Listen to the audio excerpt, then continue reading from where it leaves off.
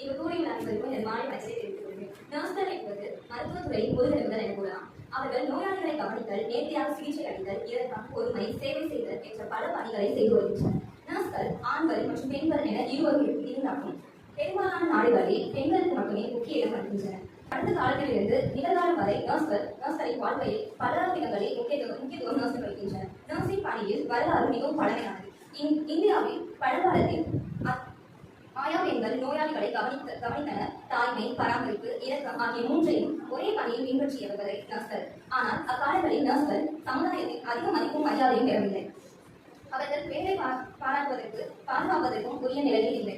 மேலும் கல்வி வாய்ப்பு குறைவாக இருந்ததால் நர்சிங் ஒரு தரமற்ற தொழிலாகவே பார்க்கப்பட்டது. இரண்டாம் உலக போரின் போது உலகம் முழுவதும் மருத்துவ சேவை அதிகரிக்கும் போது நர்ஸ்கள் உயிரை பலியாக தந்து சேவையாற்றினர். இந்நிலையில் அவர்கள் முக்கியத்துவம் மிகுந்தவர்கள் என்பதற்கு புரிதலாக அதிகாரப்படுத்தப்பட்டது.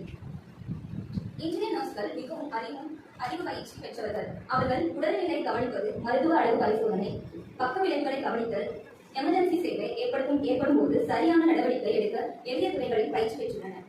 மருத்துவ கல்வியில் நர்சிங் துறை தனித்துறையாக வலுப்பெற்றுள்ளது.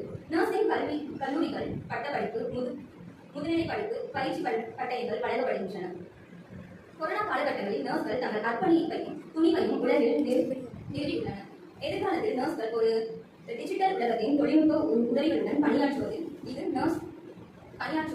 அவர்களின் வேலை கடமையை குறைத்து நோயாளிகளுக்கு சிறந்த தேவையை வழங்கும். மேலும் நோயாளிகளின் உடல்நிலை முன்னேறி போகும் விதத்தில் கண்காணிக்கும் ரிமோட் கேர் சிஸ்டம், மென்பொருள் மூலம் பயிற்சி பெறும் வகை போன்றவை நர்சிங் துறையில் செவிலியர் துறையில் வருங்காலத்தில் மேற்கொண்டு அவர்களின் வாழ்க்கையையும் அவர்களின் சுமைகளையும் குறைக்கும் மனமாக மேற்கொள்ளப்படுகிறது. நாம் நர்ஸ்களை மதிக்க வேண்டும். அவர்களது பணிகள் ஓய்வின்றி நடைபெறும் என்பதை புரிந்து கொள்ள வேண்டும். வாழ்க்கைக்கு ஒளியாகும் நர்ஸ்கள் நாயகர்கள் என்றால் அது நர்ஸ்கள் தான். அவர்களது சேவை நம் சமூகத்தில் ஒவ்வொரு மூலையிலும் ஒளி வீசலும் என்று நன்றி.